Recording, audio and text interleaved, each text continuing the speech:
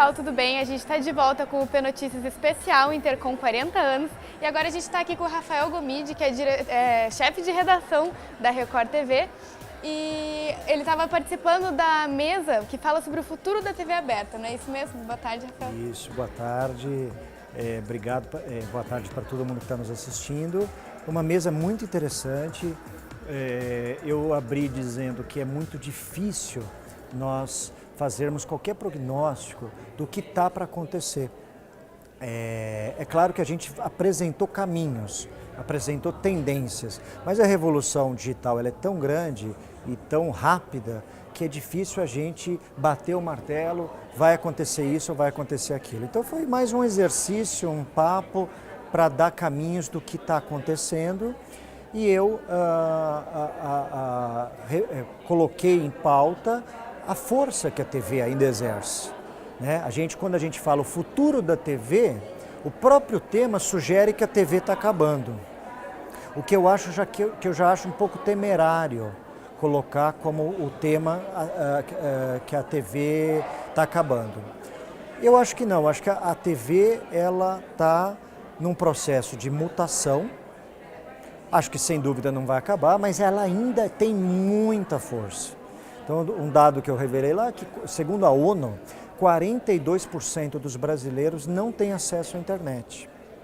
Então, quando a gente fala de alcance, o quanto a TV alcança os brasileiros, o quanto a rede, o mundo virtual alcança os brasileiros, a TV é quase o dobro. O que eu já ouvi de executivo, que eu não vou revelar aqui, mas já ouvi executivo dizendo assim, mas esse público não nos interessa. O que a gente está falando? De Macapá, de Amapá, de Acre, de Amazonas, de interior de Goiás, Tocantins. Esse público não nos interessa. Agora, como jornalista, nós não podemos promover uma revolução digital sem ter uma inclusão social e digital. Então, quer dizer, a TV não está próxima de acabar e nem está próxima de se extinguir, porque nós temos aí 42% da população brasileira que não tem acesso à internet. Os outros 58% têm acesso, mas não significa que eles usam mais a internet do que a televisão. Hoje, são 6 horas, o brasileiro tem aumentado cada vez mais o número de horas que ele gasta em frente a uma televisão. Em 2008 era 5 horas e 8 minutos. Agora, nós em 2016, a última medição do Ibope, revelou que o brasileiro fica 6 horas e 17 minutos na frente da televisão. Ele passou a ficar 1 hora a mais de 1 hora na frente da televisão. Isso vem aumentando. De 2015 para 2016, são 16 minutos a mais que ele gasta na televisão. Isso das 15 maiores regiões medidas pelo Ibope. Porque nós não estamos falando, o Ibope não consegue medir se o cara lá do Acre está assistindo televisão. Ele não consegue medir se o cara do interior de Goiás está assistindo televisão. Ele só mede as 15 grandes metrópoles. Nas 15 grandes metrópoles, onde a internet é muito presente, é uma questão de poder aquisitivo, para você ter um processo de internet, você ter uma internet, você precisa ter um aparelho e você precisa ter um pacote de dados. Então, nas 15 regiões metropolitanas onde há uma forte presença de internet ou da rede virtual, a TV cresce, quiçá nas outras regiões, onde nem a televisão é medida e muito menos onde não se chega à internet, onde só tem televisão para assistir. Então, eu acho que há um processo de mudança, mas calma. O nosso mundo, o Brasil que os estudantes vivem, os estudantes de universidade particular, o Brasil que a classe que vai aos shoppings, que frequenta clubes, que vai em estádio de futebol, que vai no cinema, não é o Brasil real, não é o Brasil de todas as pessoas. O Brasil de todas as pessoas ainda depende muito da televisão. O alcance da televisão é muito grande ainda. Então foi mais ou menos isso que eu procurei falar. Não foi desprezar ou fechar os olhos para as mudanças que estão por vir, mas apenas para alertar que não estamos ainda num ponto em que a TV está sendo colocada em xeque e daqui 2, 3 anos a TV vai acabar. Ainda não chegamos nesse ponto. Então foi mais ou menos isso que eu coloquei. Então o senhor também comentou no final da palestra sobre as principais mudanças que vão existir entre a TV de hoje e a TV do futuro. Quais seriam essas mudanças?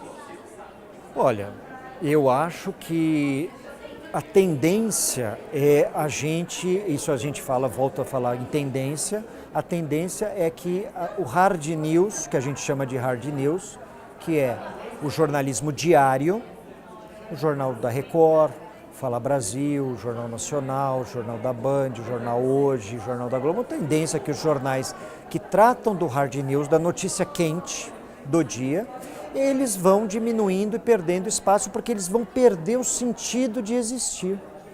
Na medida que a internet vai crescer, na medida que vai haver uma expansão maior, na medida que está surgindo a nova geração, cada vez mais antenada em se comunicar, em se informar por meio do processo virtual, eu acho que eles vão perder importância no quesito notícia rápida.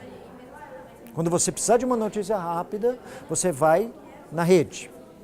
Vão te informar pelo WhatsApp, você vai no Facebook, você vai no YouTube, você vai no Snapchat, você vai no Instagram e você está informado. Ou você vai nos próprios portais, se você quer alguma coisa de mais credibilidade. Agora, isso deve acontecer, assim, esse hard news menor, vai diminuir, vai ficar menos importante. E eu acho que vai abrir espaço, mais espaço ainda, para o jornalismo de profundidade. Porque a internet não consegue produzir esse jornalismo. Eu até citei um exemplo na palestra de uma matéria que a gente fez em El Salvador, que é as gangues de El Salvador, que demorou 6 anos para ser produzida. 6 anos. Que youtuber tem condições de ficar 6 anos fazendo um único vídeo? Que equipe que tem condições de fazer 6 anos um único vídeo? A Record investiu. A Record, por meio do núcleo de reportagens especiais, investiu. Deixou um produtor negociando, porque na verdade El Salvador é o país mais perigoso para um jovem viver, de 18 a 24 anos. E lá existe uma briga da Gangue 13 com a Gangue 18, a gente queria mostrar em loco isso, gravar com os personagens, com os líderes das gangues e tal. E a gente queria gravar isso de rosto limpo, sem aquela máscara. Para isso teve que ter uma negociação muito grande, porque eles são muito violentos. Tanto que só teve 2 equipes que conseguiram fazer essa reportagem. Uma fomos nós, e a outra, o jornalista que fez, foi assassinado por uma das gangues que achou que a matéria estava pendendo por um lado.